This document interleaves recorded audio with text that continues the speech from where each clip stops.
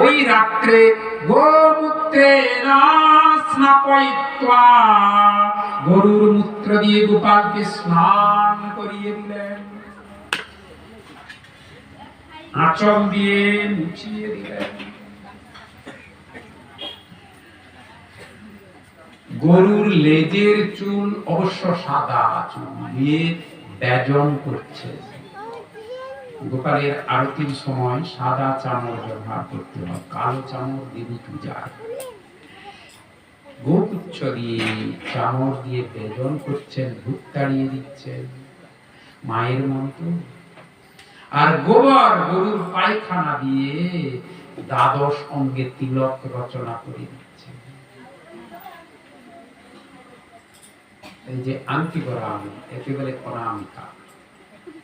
মন্ত্র পড়ছেন, ললাটে কেশবায় নমঃ, উদরে নারায়ণায় নমঃ, বক্ষে মাধবায় নমঃ, কণ্ঠে গোবিন্দায় নমঃ, দক্ষিণে কুক্ষৌ বিষ্ণবে নমঃ, দক্ষিণ বাহুতে মধুসূদনায় নমঃ, দক্ষিণ কন্দরে ত্রিবিক্রমায় নমঃ, বাম কুক্ষৌ বামনায় নমঃ, বাম বাহুতে শ্রীধরায় নমঃ, বাম কন্দরে ঋষিকেশায় নমঃ, পৃষ্ঠে পদ্মনাভায় নমঃ, কট্টং দামোদরায় নমঃ, মস্তকে হস্ত প্রক্ষালনে বাসুদেবায়।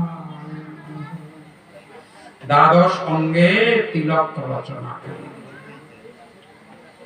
ওই যে তিলক ধারণ না করে যে জন, বৃথাই জনমতার।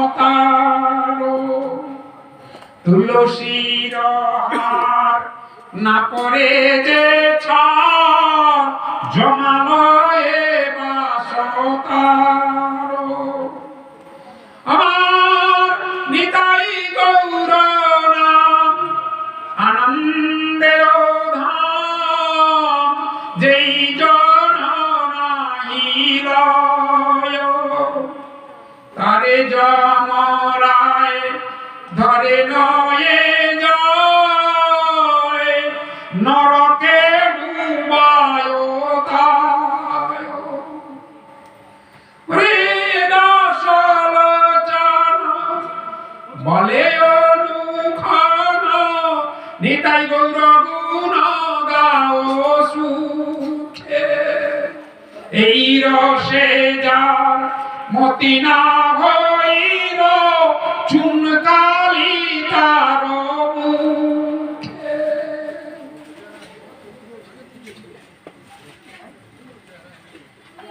ভাগবতী আসর থেকে প্রশ্ন আসবে, তিলক তিলকধারীদের দেখলে কাজ লাগবে কেন রে বাবা? বলে এরা মুখে এক কথা বলে তো কাজে আরেক কথা বলে, তাই তিলক আমরা অঙ্কন করি না। এই কপালটা শ্মশানের মতো রেখেছি। আরে বাবা, তিলকের দোষ কি? ব্যক্তি যদি কোনো দোষ করলো, তার তিলকের দোষ কি? শুনুন, তিলক শিখা, এই মা, এটা মহাপ্রভুর স্কুলে যারা ভর্তি হবেন তাদের এই পোশাকটা আঁটাতে হবে।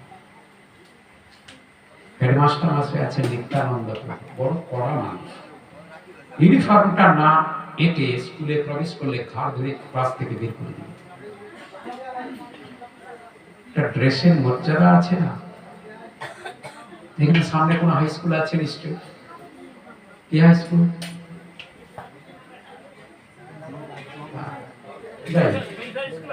হাই স্কুল সরসাতে আছে। হাই স্কুলের হেডমাস্টার মাস্টার আছেন, নিশ্চয়ই একটা ইউনিফর্মের ব্যবস্থা করে দিচ্ছেন। স্টুডেন্টরা পড়বে সাদা জামা, কালো প্যান্ট, ধরে নেন। মেয়েরা পড়বে সাদা শাড়ি, কিন্তু পাটটা হবে নীল রঙে। এটা আমার স্কুলের ইউনিফর্ম।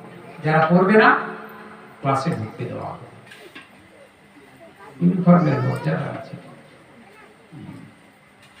সামনে বেলদা থানাতে ক্রস করে এসেছি। থানাতে একজন ওসি আছেন, দারোগা। আপনি বেলদা থানার পাশে সবজি বাজার বসে তো নাকি, আপনি বাজার করতে গিয়েছেন,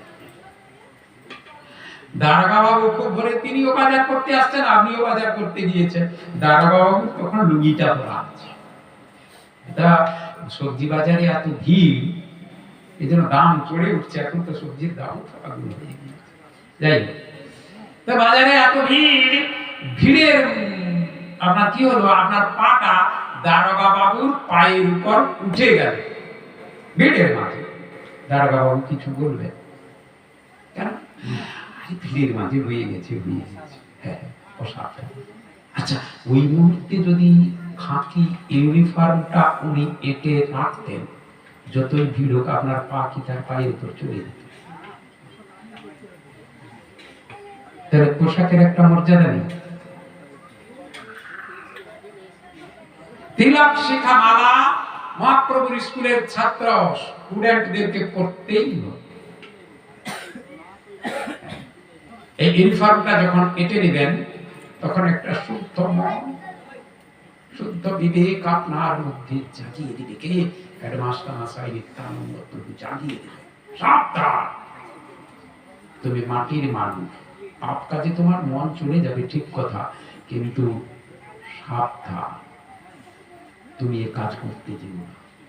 একটা সাধারণ মানুষ যে কাজটা করতে পারবে, তুমি যদি করো, তোমার অনেক অপমান হবে, তুমি মুখ দেখাবে, তুমি বৈষ্ণব, তোমাকে সাবধান করে দিন। জয় মহাপ্রভু। আজ অনন্ত কোটি বিশ্ব ব্রহ্মাণ্ডের মালিক গোপাল, তার রক্ষা বিধান করছেন বৃন্দাবনের এক সাধারণ গোয়ালিনী যশোদা। তত্ত্বের উপর বাৎসল্য রসটা যে বড় গো, তাই যশোমতী রক্ষা বিধান করুন। সুখদেব গোস্বামী কার্তিক কলম দিচ্ছেন দেখি। ও তানা লোক বালগিনী রাক্ষসী রুধিরাসনা জিঘন সয়া পিহরয়ে স্থানং দত্তা সদ্গতিম। পুতনা 20 মাকা স্তন দিয়ে সদ্গতি লাভ করলো। গোপাল বললেন, যাও পুতনা, বৈকুণ্ঠে চিরকাল তুমি আমার ভাতৃমাতা হয়ে। মা যশোমতী, মা রোহিণী যে লোক প্রাপ্ত হলেন, আজ ভজন সাধনহীন, গুরুকরণহীন পুতনা রাক্ষসী সেই লোক প্রাপ্ত হয়ে গেলেন। তাই কি?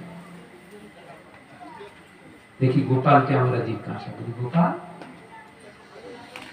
তুমি এত বড় তাকে পদ দিলে কেন? গোপাল বলছেন, পুতনা এসে আমার রূপগুণের প্রশংসা করেছে, আমাকে মায়ের মতো স্তন দিয়েছে, তাই আমি তাকে বৈকুণ্ঠে ধাত্র চিতাঙ্গতিম দিয়ে দিয়েছি, বৈকুণ্ঠে ধাত্রী মাতা হয়েছি। আমরা বলবো, ওটা তো ছিল তার ছলনা। পুতনার মনের মাঝে কুটিলতা ছিল, কুটিলতার জন্য তাকে আপনি শাস্তি দিলেন না কেন? গোপাল বলছেন, আমার বিচার করার সময় ছিল। কি বলুন? বিচার করার সময় ছিল না। একটা উদাহরণ দিই, তবে যে খরচা হয়ে যাবে। আপনার বাড়িতে একটা ছোট্ট নাতি আছে, হামাগুড়িদের। এখন প্রদীপটি জ্বলছে। এখন আপনার নাতি করলো কি, প্রদীপের শিখাকে ফুল বলে হাত দিয়ে ফেললো। যেই হাত দিয়ে ফেললো, হাতটা পুড়িয়ে যাবে। এখন আপনি যদি হাত জোড়ো করে অগ্নি দেবতাকে বলেন, ও অগ্নি দেবতা, আমার নাতির এখন বয়স হয় নাই, জ্ঞান নেই, কচি শিশু, সে না জেনে ফুল বলে তোমার গায়ে হাতটা দিয়েছিল, তুমি তার হাতটা পুড়িয়ে দিলে কেন? অগ্নি দেবতা কি বলবেন? বলে, আমার বিচার করা সময় ছিল না। আমার গায়ে হাত দেওয়া মাত্রই আমার দাহিকা শক্তি প্রয়োগ করে দিয়েছি। নাহি বস্তু শক্তি বুদ্ধি অপেক্ষতে, বস্তুর শক্তি বুদ্ধির অপেক্ষা রাখে না। গোপালের আরেক নাম হতারি গতিদায়ক। শত্রু ভাবে মারতে এসে যারাই তার হাতে বধ হয়েছে, তারাই উত্তমাগতি লাভ করেছে। এটা আমরা কংস শিশুপালের ক্ষেত্রে দেখতে পাই। শিশুপাল চেদির ঈশ্বর, দম্ভ সুনন্দ। শিশুপাল যখন জন্মগ্রহণ করেন তখন ওনার 4টা হাত হয়েছিল। দৈববাণী হয়েছিল যার স্পর্শে 4টা হাত খসে যাবে তারই হাতে হবে এর মৃত্যু। শ্রুতদেবা ওর মায়ের নাম, দম্ভোষ ওর পিতার নাম। দক্ষিণ ভারতে জন্ম হয়েছিল শিশু। তো 4 হাতওয়ালা শিশু হয়েছে, বিচিত্র সংবাদ। রাজ্যের জনগণ দেখতে আসছে, যেই দেখতে আসছে শ্রুতদেবা তুলে দিচ্ছেন তার পোকাকে, তুই ধর তুই ধর তুই ধর। কারো স্পর্শে শিশুপালের 4 হাতের 2 হাত খসেই যাচ্ছে। অবশেষে এলেন একদিন কৃষ্ণচন্দ্র। শ্রুতদেবা হলেন শ্রীকৃষ্ণের পিসিমা। ভাইপো এসেছে, পুত্রা এসেছে। হ্যাঁ কৃষ্ণ, তুই আমার ছেলেকে একবার ধরতো বলেই কৃষ্ণের কোলে যেই তুলে দিয়েছেন 4 হাতের 2 হাত কোথায় মিলিয়ে। এবার শিশুপালের মা বুঝতে পারলো যে কৃষ্ণের হাতে হবে আমার বাছার মৃত্যু। তাই বলছেন, শোনো কৃষ্ণ, আমার ছেলে তোর চরণে অনেক অপরাধ করবে, তুই ক্ষমা করবি তো? কৃষ্ণ সেদিন পিসিমার মুখের দিকে চেয়ে বলেছিলেন, শুনুন, আমি 100 অপরাধ ক্ষমা করি, 100 সেঞ্চুরি ক্ষমা করি, কিন্তু 101 যখন করবে আর ক্ষমা করবে। তাই জন্মাবধি শিশুপাল আধো আধো গুলি বলার সাথে সাথে সেই দিন থেকে কৃষ্ণ নিন্দা ছাড়া আর কিছু না, সর্বদাই কৃষ্ণ। এক এক করে 100টা অপরাধ করে ফেললেন কৃষ্ণচন্দ্র। ছেড়ে দিলেন রুক্মিণীর বিবাহের সময়, ছেড়ে দিলেন। তারপর শেষ অপরাধটা করলো, 101 অপরাধ করলো। যুধিষ্ঠিরের রাজসূয় যজ্ঞ সভায়, মহাভারত খুলে দেখবে, পৃথিবীর রাজন্যবর্গকে নিমন্ত্রণ জানিয়েছেন যুধিষ্ঠির। শিশুপাল এসেছে। এখন কাকে আগে চন্দনের টিপ দিয়ে বরণ করে নিবে, ফুলের মালা দিয়ে? যুধিষ্ঠির বিপাকে করলেন। ছোট ভাই সহদেবকে বলছেন, নিয়ে এসো বরণ ডালা, নিয়ে এসো, প্রদীপ জ্বলছে, ধান দুব্বা, চন্দনের টিপ, ফুলের মালা নিয়ে সহদেব হাজির। যুধিষ্ঠির মনে মনে ভাবছেন, পৃথিবীর রাজারা এসেছে, এমনকি বিভীষণ এসে গেছে, কাকে আগে চন্দনের টিপ দিয়ে বরণ করব? যাকে আগে বরণ করতে যাব, পাশের রাজা মনে মনে ভাববেন, আমি কেমন, আমি কি ছোট হয়ে গেলাম? মনে তা কি করা যায়? তাই যুধিষ্ঠির এদিক ওদিক তাকাচ্ছে, বলে বুদ্ধি নিবিত তেমুড়ের কাছে যা। একটা কথা আছে, তেমুড়ো মানে 3টে যার মাথা, তার কাছে বুদ্ধি নিতে হবে। 3টে তেমুড়ো। বৃদ্ধরা কেমন বসে ভাগবতী আসরে, এই একটা মাথা, এই একটা মাথা, এই একটা, এটাকে বলে তেমুড়ো, মানে বয়সী লোকের কাছে বুদ্ধি নিবিত। তা যুধিষ্ঠির দেখছেন পিতামহ বিশ্বদেব দাড়িগুলো পেকে গেছে, তো যেই তাকিয়েছেন বিশ্বদেব বুঝতেই পেরে গেছে। বলে, দাদু ভাই শোনো, আমাকে যদি জিজ্ঞাসা করো তাহলে কুলে শিলে বিদ্যায় পাণ্ডিত্যে সবচেয়ে শ্রেষ্ঠ হলেন ভগবান শ্রীকৃষ্ণচন্দ্র। তুমি তাকে আগে চন্দনের টিপ করিয়ে ফুলের মালা পরিয়ে বরণ করে না। কথা মতো যুধিষ্ঠির করলেন কি, চন্দনের টিপ করিয়ে ফুলের মালা দিয়ে শ্রীকৃষ্ণকে বরণ করলেন। সকলেই চুপচাপ, পৃথিবীর রাজন্যবর্গ। হঠাৎ মাঝখানে বসেছিলেন ওই শিশু, উঠে দাঁড়িয়ে কৃষ্ণ বলে, ক্ষত্রিয় সমাজে গোপের নন্দন কি করে বড় হলো গো? নির্লজ্জ কোথাকার! এই যুধিষ্ঠির বালক আর এই বুড়ো ভীষ্মটা, মাথার চুল পাকিয়ে গিয়েছে, এখন দেখছি ওর ভীমরতি বলে কত কৃষ্ণ। ভীমসেন তো উঠে পড়েছিলেন গদা নিয়ে, মহাভারত খুলে দেখবেন ভারী সুন্দর উপাখ্যান আছে। বিশ্বদেব বললেন দাদু ভাই, ভীমকে বলছে ওটা তোমার কাজ না। কেন? শিশুপালের দেহে বিষ্ণু শক্তি আছে। এইবার যেই বলেছে বিশ্বদেব, শিশুপাল শুনছিলেন, বলে ছেড়ে দেও নাই, দেখি একবার কচি খোকাকে একবার দেখি। ভীমকে বলছে ছেড়ে দাও না। যখন বিশ্বদেব বলছে ওর গায়ে বিষ্ণু শক্তি আছে, এইবার শিশুপাল আর কাউকে কটু কথা বললো না, স্বয়ং কৃষ্ণকে বলছেন এসো তো একবার দেখি। রুক্মিণী বিবাহের সময় আমার বাগদত্তাকে তুমি বিবাহ করেছো, ছেড়ে আজ কথা বলবো না, এসো। কৃষ্ণচন্দ্র করলেন কি, মনে মনে ভাবলেন পিসিমাকে কথা দিয়েছিলাম 100 অপরাধ সেঞ্চুরি করে দিয়েছি, এবার 101 অপরাধ আর কমা। সুদর্শন চক্রকে রাখলেন, মুহূর্তের মধ্যে চাকাটা বন করে ঘুরতে ঘুরতে এসে শিশুপালের ধড় থেকে মাথাটা বিচ্ছিন্ন। ব্যাস ওখানে বেদব্যাস কলম দিয়েছেন, পশ্চাইতাং সর্বলোকানাম, পৃথিবীর রাজন্যবর্গ উপস্থিত সকলেই দু চোখ খুলে দেখছে। একটা ঘটনা ঘটে গেল।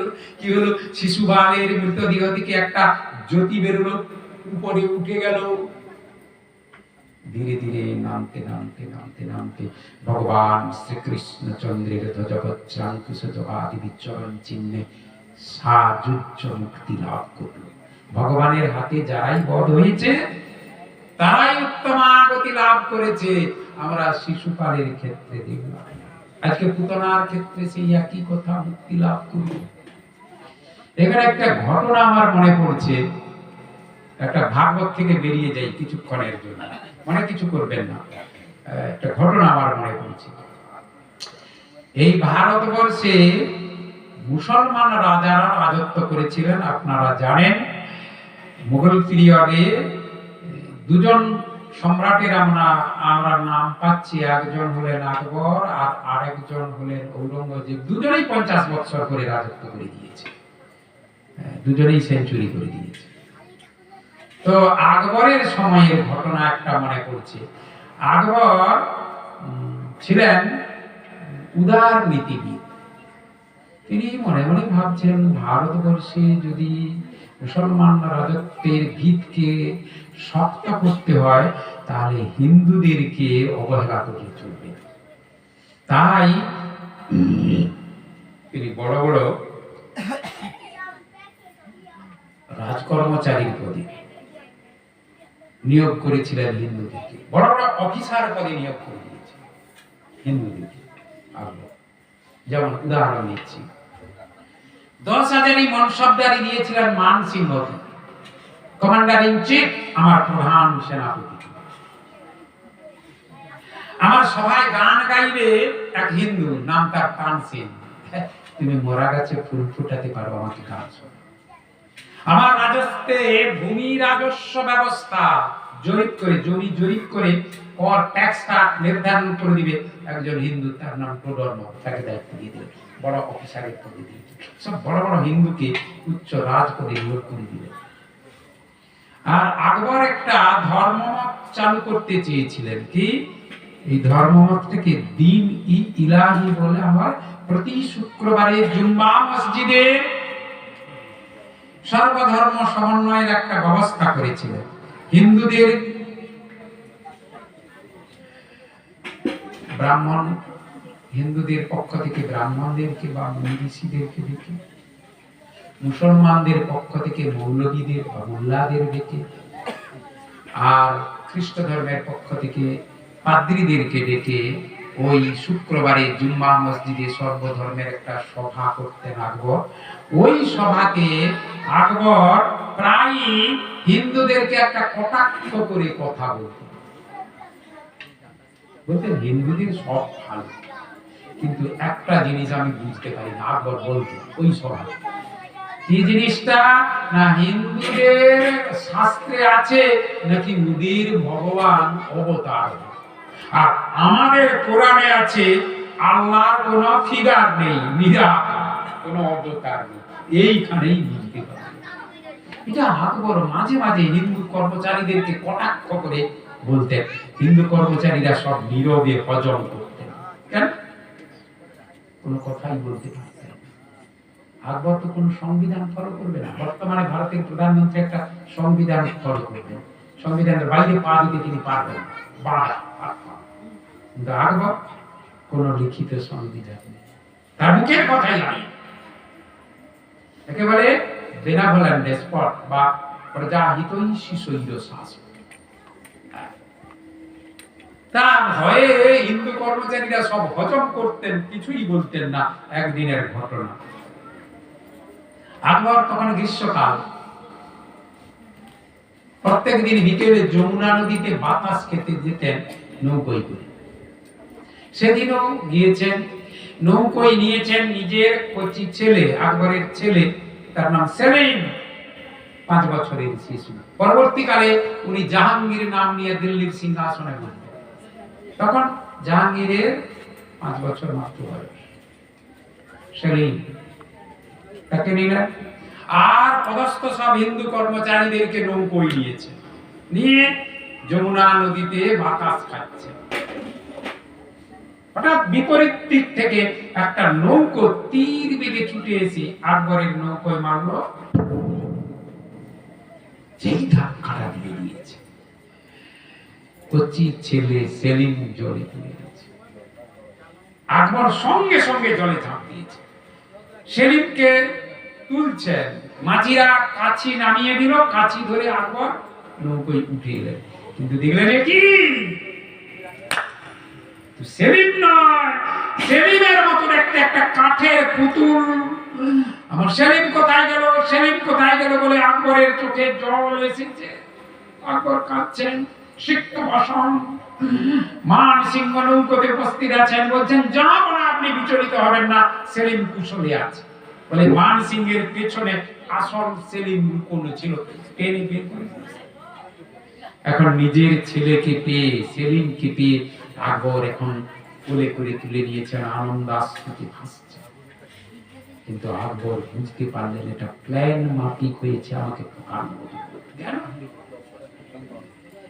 ইতিহাসে, ভারতের ইতিহাসে, ইন্ডিয়ান হিস্ট্রিতে আমরা 2 জন সম্রাটের নাম পাচ্ছি যারা নাম সই করতে গেলে কলম ভেঙে দেয়, পেটে স্বাদ ঘুষি মারলে আর ক লিখতে পারে না। সে হচ্ছে ওই আকবর, আর একজন হচ্ছে না পাঞ্জাব কেশরী কানা রঞ্জিত সিং, ও কলম ধরতে যান, কিন্তু তার গ্রামের, তার রাজ্যের 80টা গ্রাম এক নাগাড়ে মুখস্থ করে দিতে, বলে দিতে পারতেন, এত প্রতিভা ছিল, কিন্তু কলম ধরতে পারতেন, নাম সই করতে পারতেন। এখন আকবর মনে মনে ভাবলেন, আমাকে বোকা মানুষ পেয়ে গেছে না, প্ল্যান করে আমাকে ঠকানো হয়েছে। তাই বললেন মানসিংহ মৃত্যুর জন্য প্রস্তুত হও।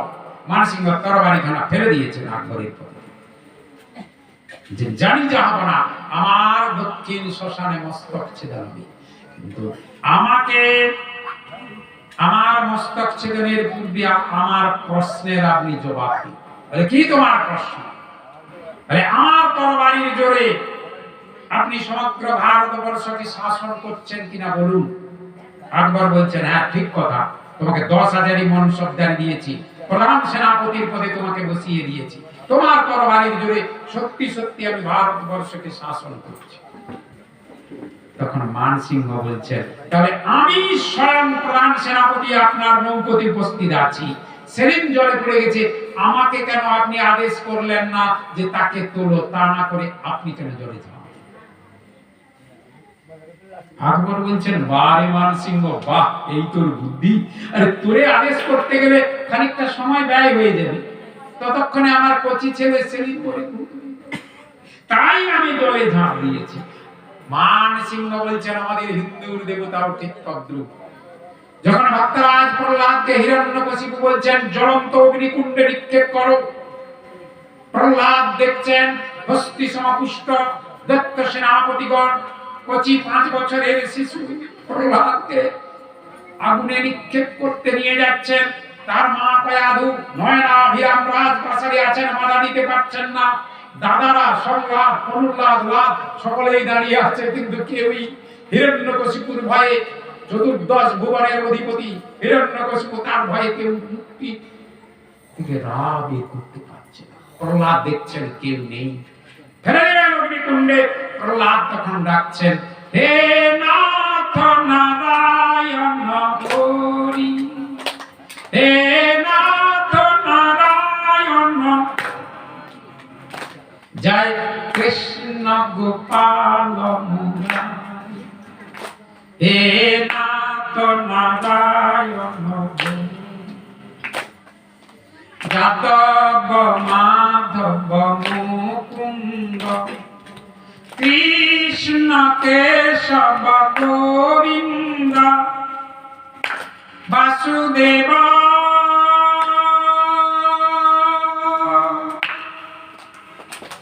বাসুদেব গিরিধারী, হে নাথ নারায়ণ হরি।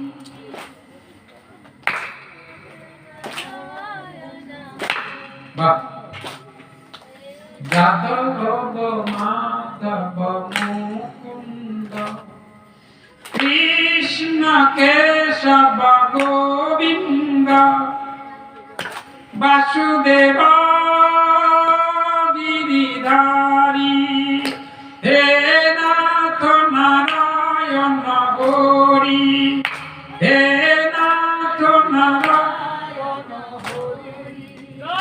তুমি সত্য সনাতন প্রভু, হে নিত্য নিরঞ্জন বিভু, তুমি সত্য সনাতন প্রভু, হে নিত্য নিরঞ্জন বিভু, দীনবন্ধু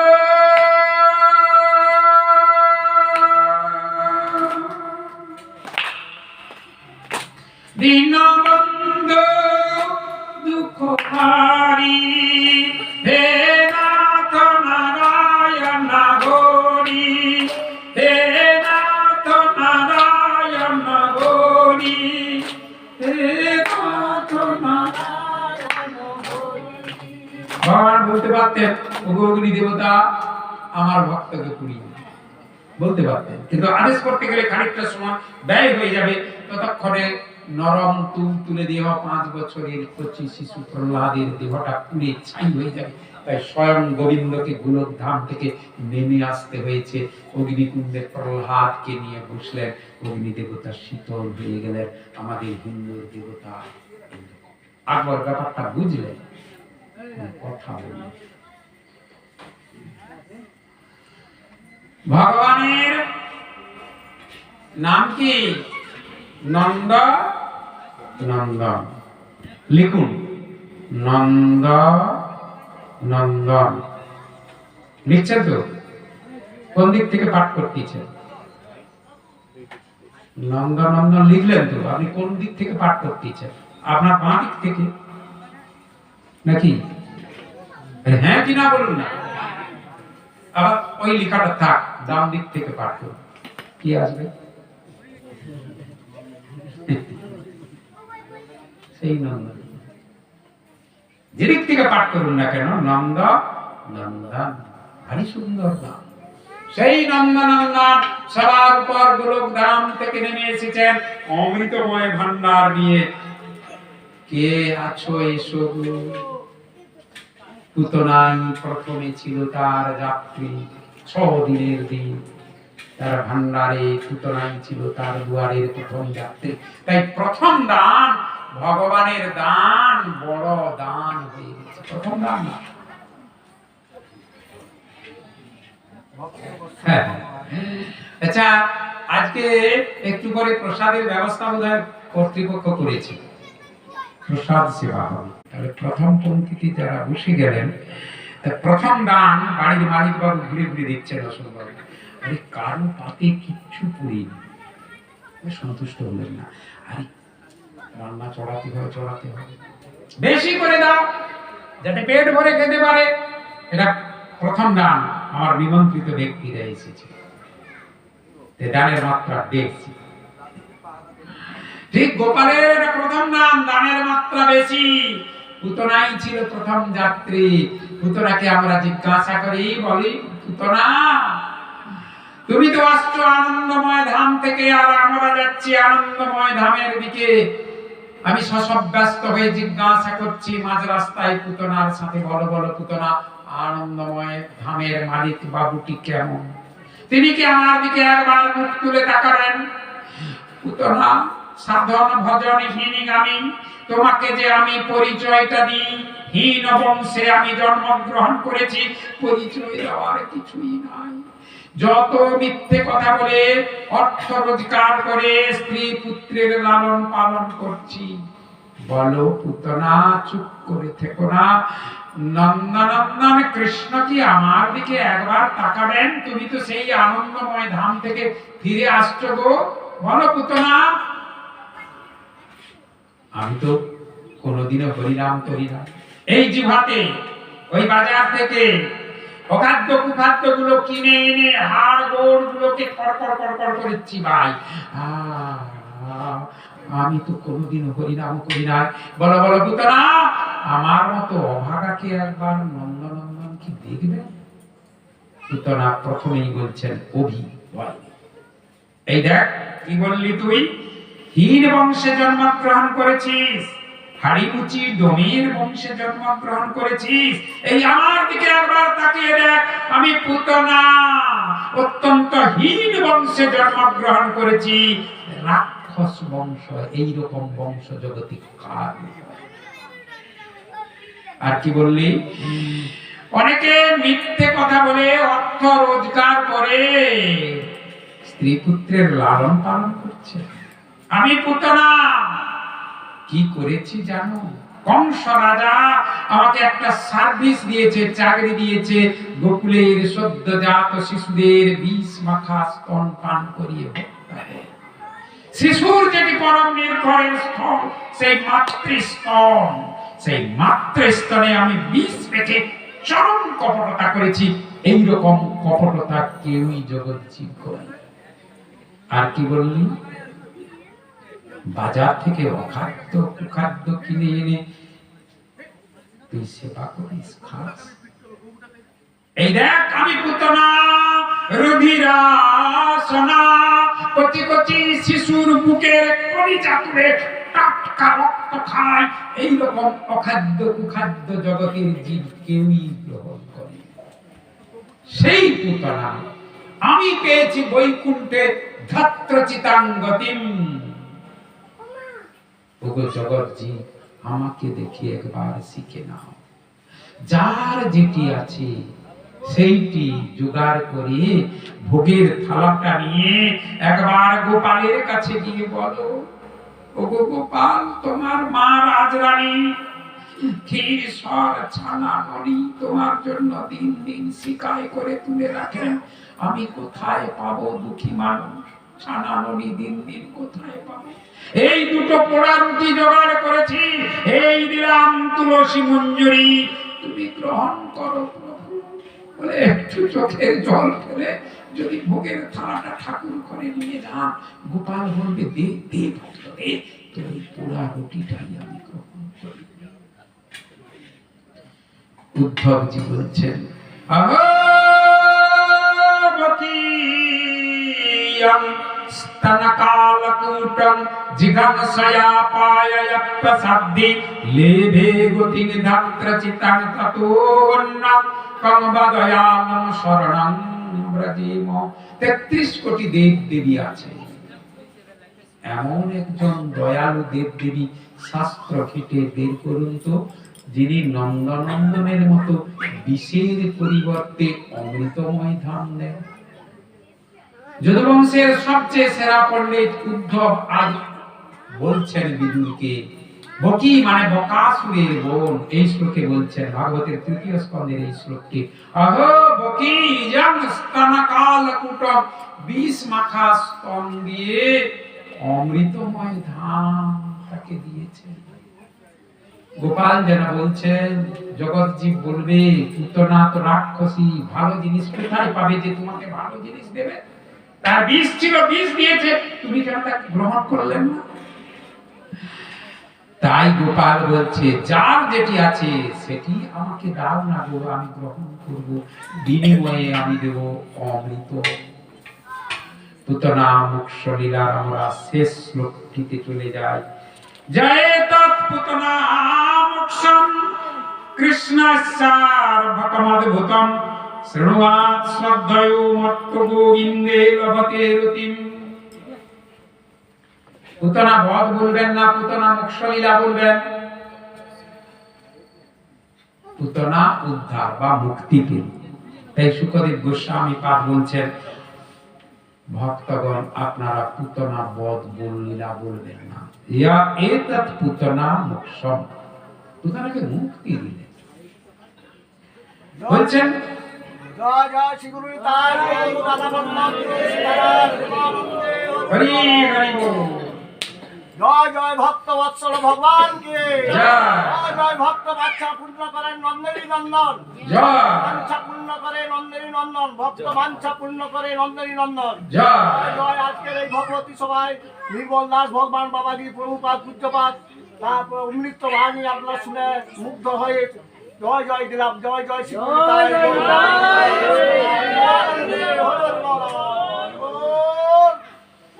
বলছেন কৃষ্ণ সার্ভকমদ্ভুতম। অর্ভক সংস্কৃত ভাষায় অর্ভক কথাটির মানে হলো বাল, বাল্য লীলা। কদিনে? 6 দিনের শিশুর লীলা। তাই বলছেন অর্ভক। মানে সুন্দর একটা শব্দ প্রয়োগ করেছেন অর্ভক। একটু বিশ্লেষণ করলে বোঝা যায়। দেখুন, মায়েদের কোলে কচি শিশু উঠে স্তনপান করে, মায়ের গলাতে সোনার হার। মাকে যদি জিজ্ঞাসা করি মাগো তুমি কেন তুলসীর হারটা পরো নাই, মা বলছেন শুনুন এটা আমার শ্বশুর মশাই দিয়েছে, 2 ভরি সোনা। আমি একটু ডগমগিয়ে আমার যা ভাগারিদের একটু দেখি, দেখ আমার শ্বশুর মশাই কেমন দিয়েছে। আচ্ছা মাগো তুমি এই হাতটা করে বাসে যাও, ট্রেনে যাও, অসুরগুলো তোমার দিকে দেখছে, কিন্তু তোমার যদি এই তুলসীর মালাটা থাকে না, অসুরগুলো তোমার দিকে মুখ তুলেও তাকাবে। মায়ের গলায় সোনার হার, কচি শিশু মায়ের কোলে উঠে স্তনপান করছে, শিশুর বাঁ হাতটা খালি মায়ের গলায় সোনার হাতটা নাড়ছে, নাড়তে নাড়তে বাচ্চা ছিল তো ফেলে দিল। 2 ভরি সোনার, 2 ভরি না 10-20 গ্রাম ধরে। কত মূল্য হবে আমার জানা নেই। শিশু কি জানে কত মূল্যের জিনিসটাকে ছুঁড়ে ফেলে দিল মায়ের গলা থেকে টেনে? জানে না। আজকে কৃষ্ণচন্দ্র নন্দনন্দন এমন একটা জিনিস ছুঁড়ে দিলেন যার মূল্যটা অসীম, যেন বুঝেন না। কি কি মূল্যটা? মূল্যটা কি? ধাত্রা চিতাঙ্গতি চিরকাল ধাত্রী মা হয়ে থাকো। ভজন সাধনহীন পুতনা, গুরুকরণহীন পুতনা, তার দিকে কি অমূল্য জিনিসটা। শিশু যেমন মায়ের গলার 20 গ্রাম সোনার হারটাকে ছুঁড়ে ফেলে দিয়েছে, তার মূল্য বুঝে না, গোপালও যেন মূল্য বুঝে না। তাই শুকদেব গোস্বামী পাদ বলছেন কৃষ্ণ সার্ভকমদ্ভুত, কি সুন্দর বাল্য লীলা, অর্ভক লীলা। তারপরে বলছেন শৃণুয়াৎ শ্রদ্ধয়ো মত্তে, শ্রদ্ধা সহকারে যদি কেউ এই পুতনা মোক্ষ লীলা শুনে তাহলে ফলশ্রুতি বলছেন গোবিন্দের পদে লভতে রতিম, গোবিন্দের পদে তার ভক্তি আসবে, রতি আসবে, যিনি শ্রদ্ধা সহকারে শুনবেন। শ্রদ্ধা শব্দে কহে, শ্রদ্ধা কাকে বলবো? সুদৃঢ় বিশ্বাস। ভাগবতী আসরে আসতে হলে আপনাকে সুদৃঢ় বিশ্বাস নিয়ে আসতে হবে, মনটাকে কংক্রিট করে আসতে হবে। একটু লুজ হয়ে গেলে লাগতে কে এদিক ওদিকে। তাই বলছেন আদৌ শ্রদ্ধা। চৈতন্য চরিতামৃত ধরি, চরিতামৃতকার বলছেন শ্রদ্ধা শব্দে কহে সুদৃঢ় বিশ্বাস। রূপ গোস্বামী পাদ ভক্তির সামৃত সিন্ধুতে বলছেন আদৌ শ্রদ্ধা। আগে শ্রদ্ধা আসুক, তারপরে শ্রদ্ধা যখনই এসে যাবে তত সাধু সঙ্গ। আদৌ শ্রদ্ধা তত সাধু সঙ্গ। অথ ভজনক্রিয়া ততো অনর্থ নিবৃত্তি স্যাৎ ততো নিষ্ঠা রুচিস্ততঃ তথা শক্তিস্ততো ভাব স্তত প্রেমা বুদ্ধঞ্চতি সাধকানাময়ং প্রেম্ণ প্রাদুর্ভাব ভবেৎ ক্রম। ধীরে ধীরে ক্রম, একটু একটু করে ভক্তকে সাধককে উন্নতি হবে। প্রথম ধাপটা হলো শ্রদ্ধা। তিনতলা বিল্ডিং এ উঠবেন, কলকাতার মতো লিফট নেই যে সান করে উঠে যাবে। তিনতলাতে উঠবেন কি করে? কয়েকটা সিঁড়ির পাঁচ আছে, ভেঙে ভেঙে উঠতে হবে নাকি? সেইরকম আমাদের সাধনার স্তরে 5 এক একটা ধাপ। প্রথম ধাপটার নাম রূপ গোস্বামী পাদ বলছেন আদৌ শ্রদ্ধা, মানে আদিতে শ্রদ্ধা আসুক। শ্রদ্ধা যেই এসে যাবে, পরের ধাপ হবে আদৌ শ্রদ্ধা তত সাধু সঙ্গ। সাধু সঙ্গ, সাধু সঙ্গ, জয় সাধু সঙ্গকে, জয় জয় সত্যচিত্ত আনন্দকে, জয় জয় জয় গঙ্গা গৌরী গোমাতা পদ্মরা ভগবানকে, জয় জয় রাধারানী বৃন্দাবন মাকে বিহারী লালকে, জয় জয় দামোদর ভগবানকে, জয় জয় মহা কার্তিক মাসকে, জয় জয় শ্রী গুরু নিতাই গৌর রাধা বল্লভকে।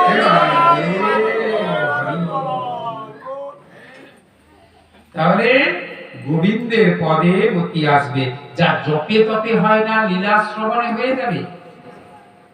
কি অদ্ভুত কথা, শ্লোকটি কি সুন্দর বলছে। যা জপে তপে হবে না, তা লীলা শ্রবণে হয়ে যাবে। জয়ে তৎ পুতনা মোক্ষম কৃষ্ণস্যার্ভকম অদ্ভুতম শৃণুয়াৎ, শুনলেই মঙ্গল। তব কথামৃতম তপ্ত জীবনম কপি বিরীড়িতম কলমশাপহম শ্রবণ মঙ্গলম শ্রীমদাততম ভুরি গৃণন্তি তে ভুরিদা জনা, ভুরিদা জনা। তার কথাই অমৃত, ভগবানের কথাই অমৃত। আর যত কথা সব বাসি কথা, পচা কথা। ভগবানের কথাই অমৃত। কান দিয়ে প্রবেশ করলে পাপ তাপ সব দূরীভূত হয়ে যাবে, চিত্ত নির্মল হয়ে যাবে। পরিষ্কার হয়ে গেলে পরিষ্কার জায়গায় ভগবানের অধিষ্ঠান। আমরা পুতনা মোক্ষ লীলা শ্রবণ করলাম। ভগবান চুরি করছেন 6 দিনের দিন, পুতনার প্রাণটি চুরি করলেন। চুরি কেন করছেন? প্রথমেই আমরা আস্বাদন করেছিলাম, একেবারে ভাগবত আজকে যখন শুরু করি। কেন চুরি করছেন? হাত দুটোকে পাকাবেন, পাকিয়ে কি করবেন? পাকা ডাকাত সাজবেন। ডাকাত সেজে কার ঘর চুরি করবেন, ডাকাতি করবেন?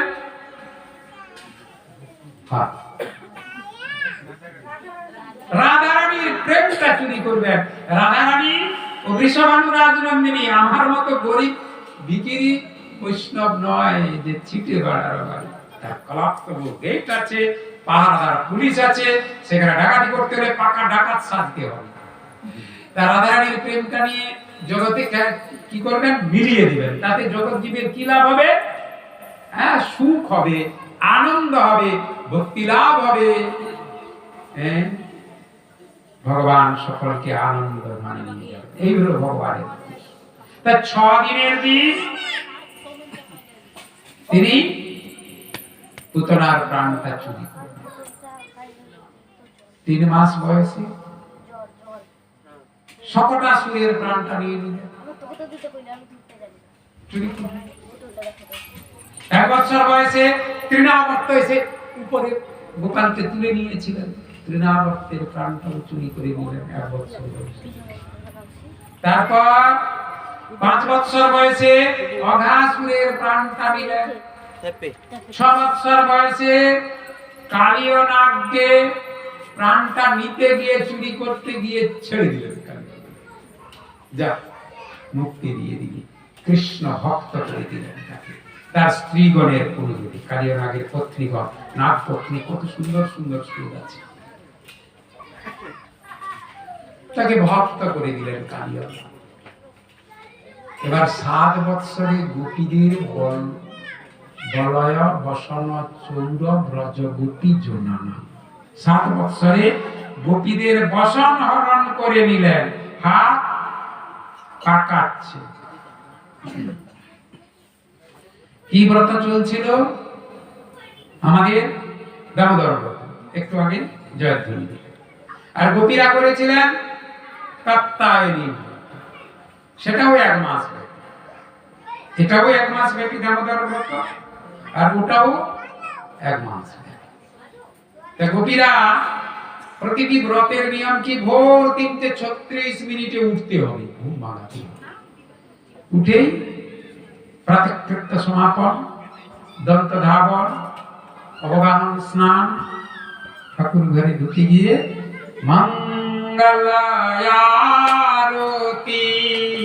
শ্রী গৌর কিশোর মঙ্গল নিত্যানন্দ জোরহি।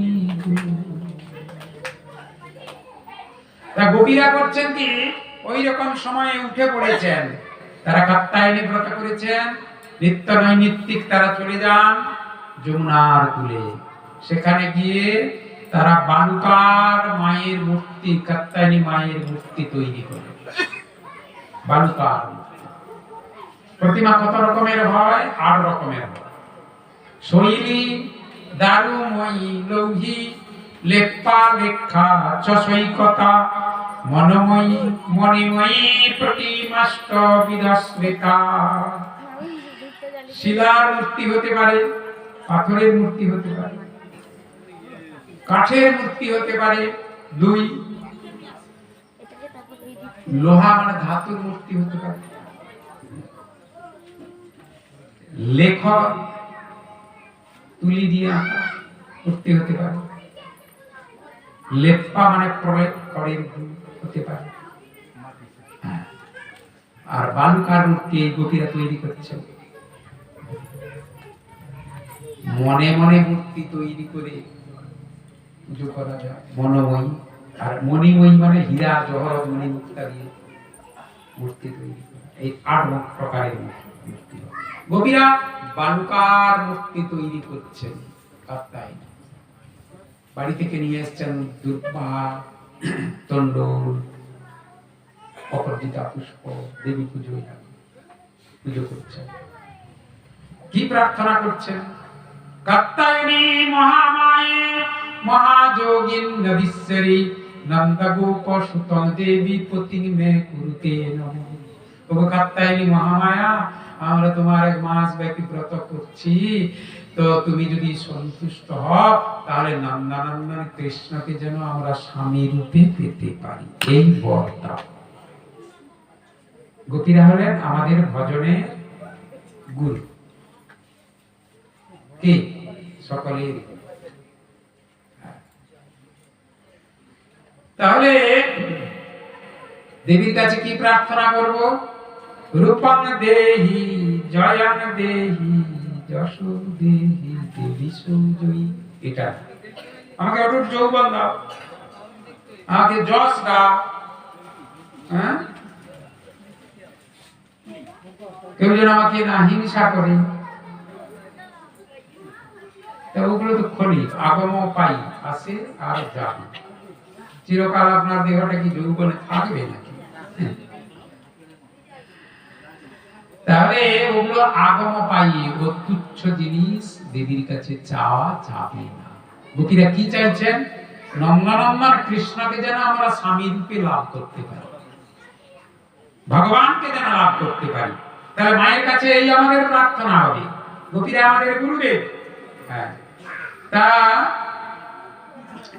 প্রার্থনা মতো দেবী পাঠিয়ে দিলেন কৃষ্ণচন্দ্র। তা কদম্ব বৃক্ষে তুলে উঠে তিনি বাঁশি বাজিয়ে সব বসনগুলো চুরি করে নিলেন। তারপর গোপীরা যখন জানতে পারলো, ওরা প্রত্যেক দিনই তীরে বসন রেখে উলঙ্গ হয়ে জলে নেমে যায়। এইবার যখন জানতে পারলো বসনগুলো কদম্ব বৃক্ষের ডালে উঠে গেছে, ওদের নন্দনন্দন এসে আমাদের হরণ করে নিয়েছে, আমাদের বসন দাও। বলে তোমরা উঠে এসে বসনগুলো নিয়ে নাও। বলে শোনো, দুষ্টুমি করো না, রাজাকে বলে দেবো, নন্দ রাজাকে বলে দেবো। বলে তাহলে চলে যাও, গোপীরা দেখলো এই অবস্থায় রাজার কাছে যাও সর্বনাশ। একটা ঘটনা আমার মনে পড়ছে, আর্কিমিডিসের জলের প্লবতা আপনারা শুনেছেন? বিজ্ঞানে যারা বিজ্ঞান নিয়ে পড়াশোনা করে তারা দেখবে জলের প্লবতা মানে জলে ভাষার সূত্র আর্কিমিডিস দিয়েছিলেন। সেই ঘটনাটা কিরকম, তো গ্রিসের রাজা ছিলেন, রাজার নামটা এই মুহূর্তে আমার মনে আসছে, পরে মনে হলো। গ্রিসের রাজা একবার সোনার মুকুট, রাজা মশাই তো সোনার মুকুট, তা কিছু সোনা, একতাল সোনা স্বর্ণকারকে দিয়ে দিলেন, বানিয়ে নিয়ে এসে মুকুট বানিয়ে নিয়ে আসছেন 1 মাস পরে, ভারী সুন্দর মুকুট। রাজা মনে মনে ভাবলো একে তো আমি খাঁটি সোনার পিণ্ডটা দিয়ে দিয়েছি, এখন এর মধ্যে যদি খাদ মিশিয়ে দেয় ধরবো কি করে? সভা পণ্ডিতদেরকে বলছেন, সব বড় বড় বিজ্ঞ যারা সভা আসেন, বলে আপনারা এই মুকুটটা কতটা খাদ আছে আপনারা বের করে দিন। সব মাথায় বড় বড় পণ্ডিতের মাথায়। আরেকখান চিন্তা ভাবনা করে পণ্ডিতরা বললেন আজকে সময় দিন। ঠিক আছে, সময় দেওয়া, যে যার বাড়ি চলে। আর্কিমিডিস ছিলেন গ্রিসের বৈজ্ঞানিক, তিনিও বাড়ি ছিলেন। এখন আর্কিমিডিসের একটা অভ্যাস ছিল বাড়িতে গিয়ে স্নান করবে চৌবাচ্চা, তাই জল ভর্তি। ওনার অভ্যাস ছিল উলঙ্গ হয়ে নেমে যাওয়া কুয়োতে। যেই উনি নেমে গিয়েছেন সঙ্গে সঙ্গে ভর্তি জল উপচে পড়েছে। যেই উপচে পড়েছে তখন গ্রিসের ভাষায় বলছে, গ্রিক ভাষা, ইউরেকা ইউরেকা, আমি পেয়ে গেছি পেয়ে গেছি। ছুটছেন ওই উলঙ্গ অবস্থা রাজসভা, রাজসভা তখন বসে আছে। পরের দিনের ঘটনা, পেয়ে গেছি ইউরেকা ইউরেকা। তখন আবিষ্কারের এত আনন্দ, নিজে যে উলঙ্গ সেদিকে লক্ষ্য নেই। রাজা থেকে আরম্ভ করে সভাসদ যত ছিলেন সকলে খিলখিল করে হাসছেন। আর্কিমিডিস বুঝতেই পারছেন না কি হয়েছে। সে তো জয়ের আনন্দে পেয়ে গেছেন সূত্র। যখন তিনি সম্বিত ফিরে এলেন, রাজামশাই ইঙ্গিত করলেন, তখনই দেখলেন সত্যি সত্যি আমি তো উলঙ্গ, সর্বনাশ। তারপর রাজামশাই থেকে দিলেন, বলুন কি পেয়েছেন আপনি? তখনই বৈজ্ঞানিক বলছেন, ওই সাগরাকে ডেকে নিয়ে আসুন, ওই একই ভলিউম একই আকৃতি আপনার বাড়িতে বসে খাঁটি একটা সোনার, একেবারে বাড়িতে আর খাদ মিশাতে পারবে না, তামা মিশাতে পারবে না, তো ও খাঁটি একটা সোনার মুকুট অবিকল এইরকম তৈরি করে নিল। এবার আপনার চোখের সামনে হয়েছে সেটা খাঁটি সোনার মুকুট, আর যেটা ওর বাড়িতে হয়েছে সেটা মনে করে নেন খাদ আছে, ওই জল ভর্তি করে ফেলে দেন। দুটোর জলের অপসারিত জল যদি পার্থক্য হয়ে যায় কতটা খাদ আছে। আর্কিমিডিসের প্লবতার সূত্র, এটা বিজ্ঞানে আছে, বিজ্ঞান যারা পড়েন তারা। তো আমার বক্তব্য হলো, আর্কিমিডিস আবিষ্কারের আনন্দে নিজে যে উলঙ্গ হয়ে আছেন এটা বুঝতেই পারছেন কি পর্যায়ে গিয়েছেন, জ্ঞানের কত চরম সীমায় পৌঁছে গিয়েছে। আজ গোপীরা ভগবানকে লাভ করবার জন্য যখন নন্দনন্দন বলছেন উঠে এসো, তোমরা ব্রত করেছো কাকে পাওয়ার জন্য? আমাকেই পাওয়ার জন্য। তাহলে আমাকে যদি দিয়ে দাও তোমাদের মন প্রাণটা, লজ্জা কি?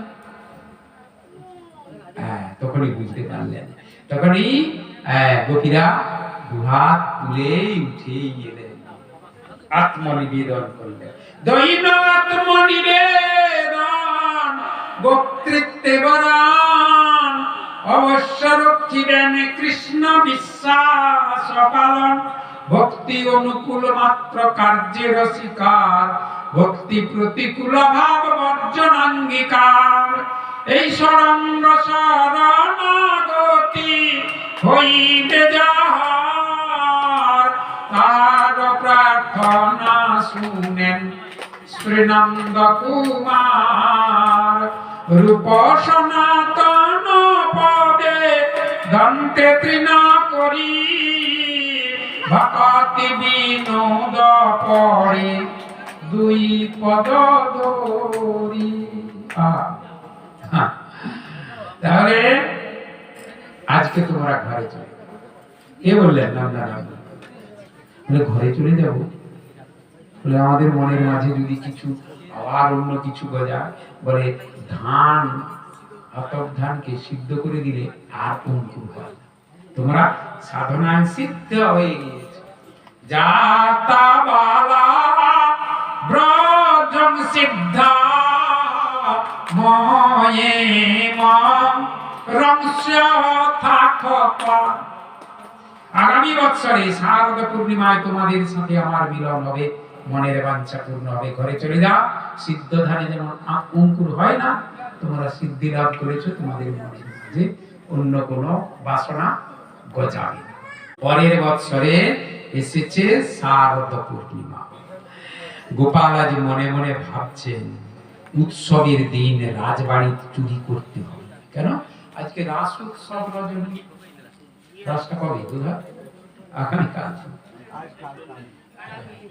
কালকে আস্বাদন করলে ভালোই হবে। জয় মা। ঠিক আছে। জয় জয় রাধারানী বৃন্দাবন মাকে বিহারী লাল কি জয়। জয় জয় বৃন্দাবন ধাম কি জয়। জয় জয় মথুরা শরদ চন্দ পবন মন্দ বিপিনে ভোরিল কুসুমাগন্ধ হে হে ফুল্লমল্লিকা মালতি জ্যোতি মাতা মধুকর ঘোরণী।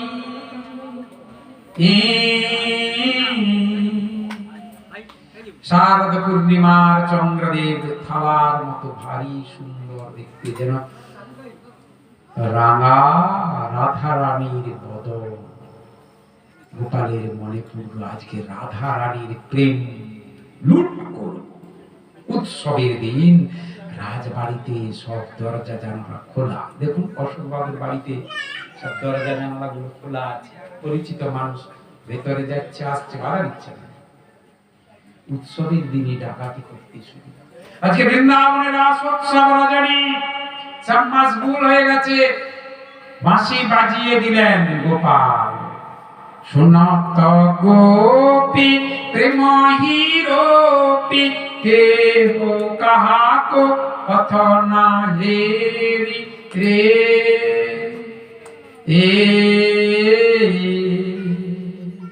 কেউ কাউকে দেখলো না। বাঁশির সুর শুনে উধাও ধাও বংশী বটে যেখানে আছেন, সকালেই পৌঁছে গিয়েছেন। যুথে যুথে গোপীগণ, মাঝখানে আছেন রাধারানী আর কৃষ্ণচন্দ্র যুগল। আর গোপীরা সব ঘিরে দাঁড়ায়। এক কৃষ্ণ এক গোপী, এক কৃষ্ণ এক গোপী। বিল্লামঙ্গল ঠাকুর অন্ধ হয়ে গেছেন, রাসলীলা দেখছেন। অঙ্গনা অঙ্গনা অন্তরা মাধব মাধব মাধব চান্তরীন অঙ্গনাম। এক গোপী এক কৃষ্ণ, এক গোপী এক কৃষ্ণ। আর মাঝখানে আছে যুগল মূর্তি। এইবার ললিতা সখী ভালো গান গাইতে পারতেন। ললিতা বলছেন রাধারানী নাচে, শ্যামচাঁদকে হারাতে হবে। যদি হারাতে পারি তাহলে নাকের বেশটা তোকে উপহার দেব।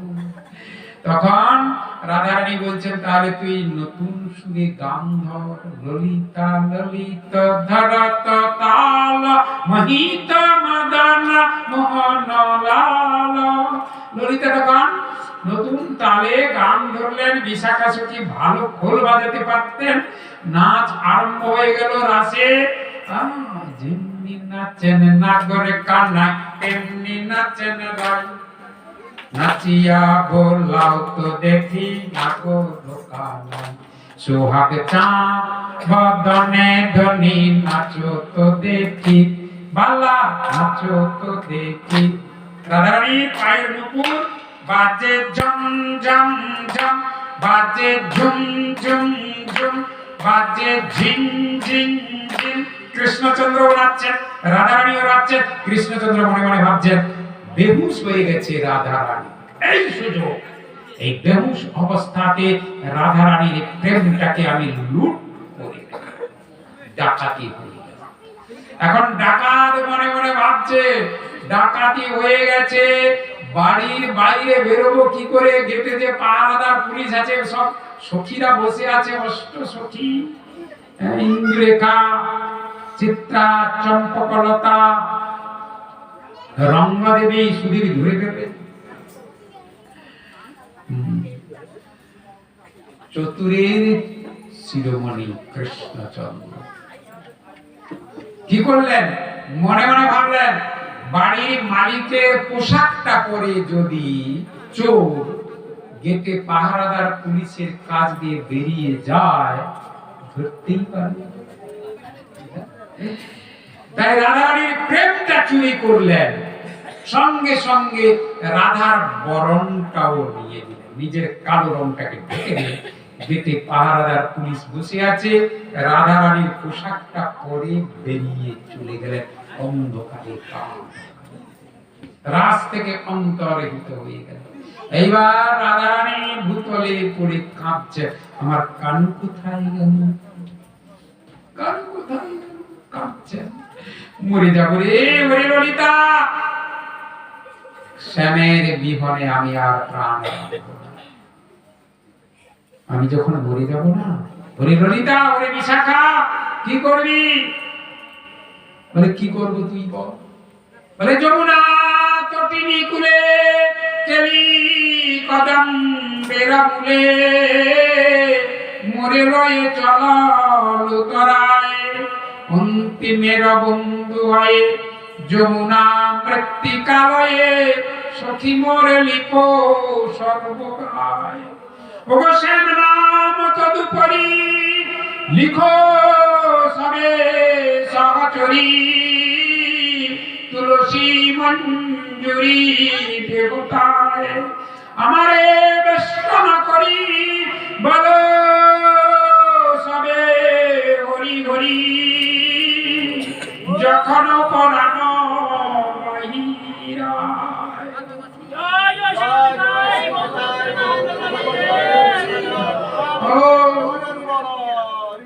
ললিতা বিশাখা বলছেন, শোন, অত অধৈর্য হলে চলে, আমরা চোর খুঁজতে যাচ্ছি, এখনই শ্যামচাঁদকে ধরে নিয়ে আসবো। বলে ওরা চোর খুঁজতে চলে গেল। প্রথমেই বিশাখা সখী চোরের দেখা, চোর এসে লুকিয়ে গেছে নবদ্বীপে জগন্নাথ মিশ্রের বাড়িতে। প্রথমেই ধরলেন বিদ্যানগরে রামানন্দ রায়। আমি তজি কালো বরণ করিব ধারণ, ওগো রাধে তোমার অঙ্গের কান্তি, আর তুয় নাম লইয়া কাঁদিয়া কাঁদিয়া, অশ্রু জলে হব শ্রান্তি। আমি লয়ে ভক্তগণ করিব কীর্তন, রাধে রাধে ধ্বনি করি, ক্ষণে ক্ষণে মূর্ছা হইবে তখন, আমি অচেতনে পরব পড়ি। ওগো ভেবে তব ভাব রাধে, ভেবে তব ভাব হবে সেই সহজে ছাড়িব দেহ। আমি তজীবন শিবর হব দণ্ডধর, রাখিতে নারী বেকে। ওগো রাধে, তোমার প্রেমটা, তোমার প্রেম দান অমূল্য রতন, আমি অযাচকে দিব যাচি গো, অযাচকে দিব যাচি, জগাই মারাই তো চা দিয়ে দেব, অযাচকে দিব যাচি গো বীরচন্দ্র কয়ে তবে সে খালাস পাইব প্রেমের ঋণে গো আইব প্রেমের ঋণে।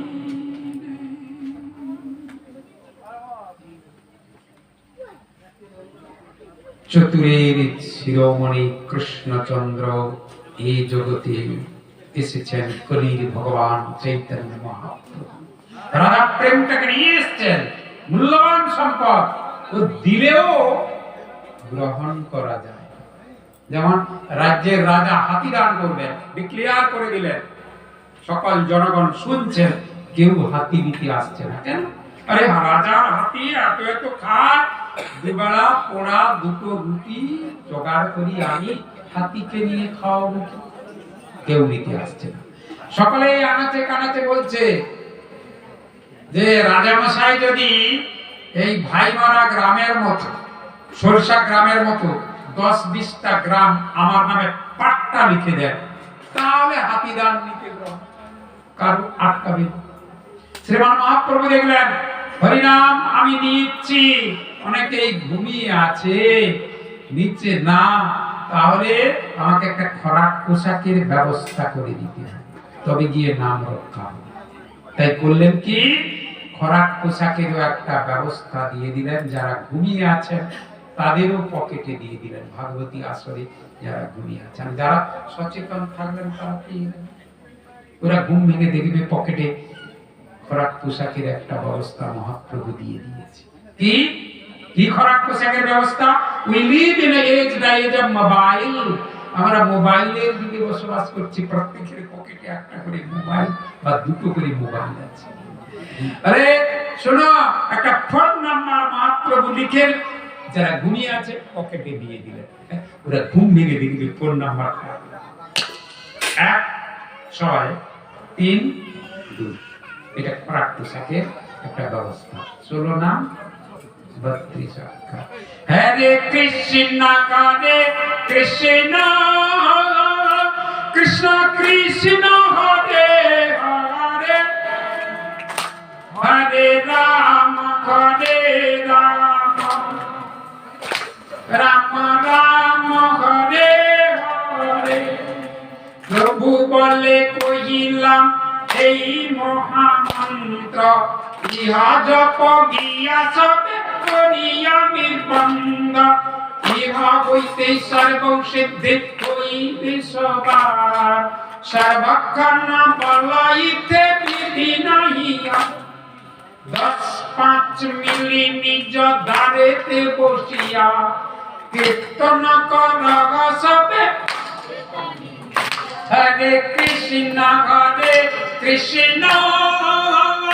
কৃষ্ণ কৃষ্ণ হরে হরে হরে রাম রাম রাম হরে হরে হরে কৃষ্ণ কৃষ্ণ কৃষ্ণ হরে হরে হরে রাম রাম রাম